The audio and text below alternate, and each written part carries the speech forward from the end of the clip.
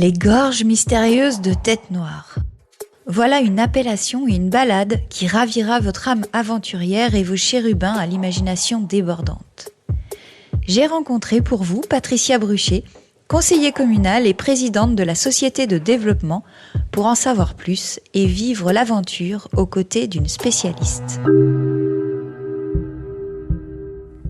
Donc, qu'est-ce que vous pouvez nous raconter sur l'histoire de ce lieu assez magique ? Il y aurait beaucoup à dire sur les gorges mystérieuses, sur Tête Noire, mais je crois qu'il faut d'abord commencer par parler de Tête Noire dans la mesure où c'est vraiment un endroit pour Trien qui était très historique à l'époque. C'est l'endroit où les diligences échangeaient les chevaux entre Martigny et Chamonix. C'était un petit village avec une boucherie, un hôtel, et puis beaucoup de vie. Et puis en fin du 19e siècle, début du 20e siècle, le patron de l'hôtel a découvert ce chemin des gorges mystérieuses qu'il a ouvert au public. Et puis c'est vrai que l'hôtel, c'était vraiment un hôtel où les gens mangeaient, buvaient, et changeaient les attelages. Il y en a qui pouvaient même dormir là. Pendant ce temps où les gens attendaient, le propriétaire a eu l'idée de faire visiter ces gorges mystérieuses. À un moment donné, il y avait même une cabane où on vendait des tickets. À l'époque, on payait pour aller voir la grotte aux nymphes. Un promontoire qui avait été construit justement pour voir toute la région, tout le bas de la vallée, en dessous des gorges mystérieuses. Mais malheureusement, au début du XXe siècle, il y a eu un accident mortel et à partir de ce moment-là, les gorges ont été fermées. Donc, suite à la construction de la nouvelle route entre Martigny et Chamonix, le lieu Tête Noire perd un petit peu, ce chemin perd un petit peu de son utilité. Donc, l'hôtel ferme.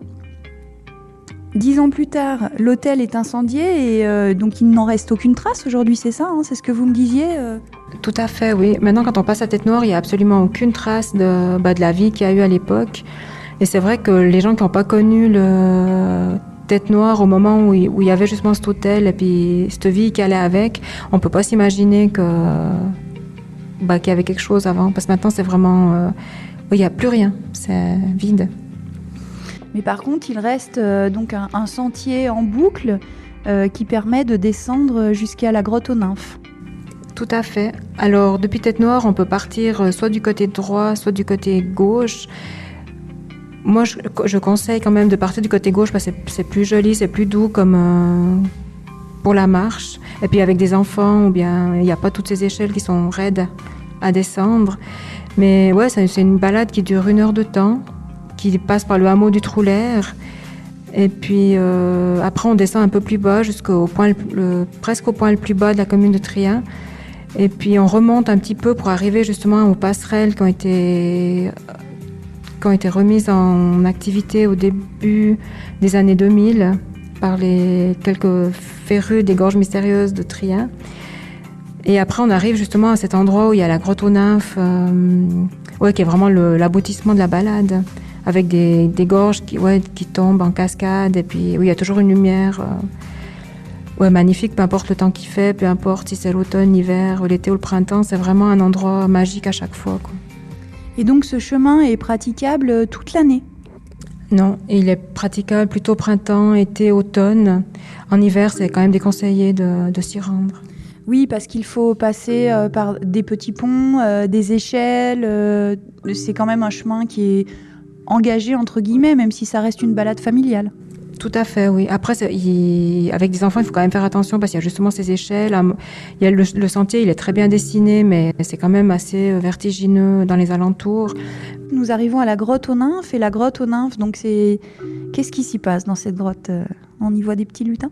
Si on a assez d'imagination, j'imagine qu'on peut les voir ou les sentir. Il y a des escaliers à descendre, parce que c'est quand même quelque chose qui est très caché, C'est niché au creux des gorges. C'est vraiment une cascade qui tombe, c'est pas un ruisseau qui serpente au milieu des montagnes.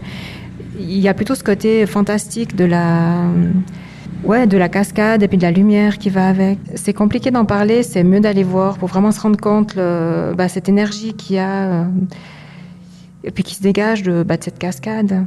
D'ailleurs, une fois par année, il y a un géobiologue du centre du Valais qui vient avec une équipe dans les gorges mystérieuses durant une journée parce qu'il paraît que c'est un des endroits de Suisse les plus riches en ondes telluriques.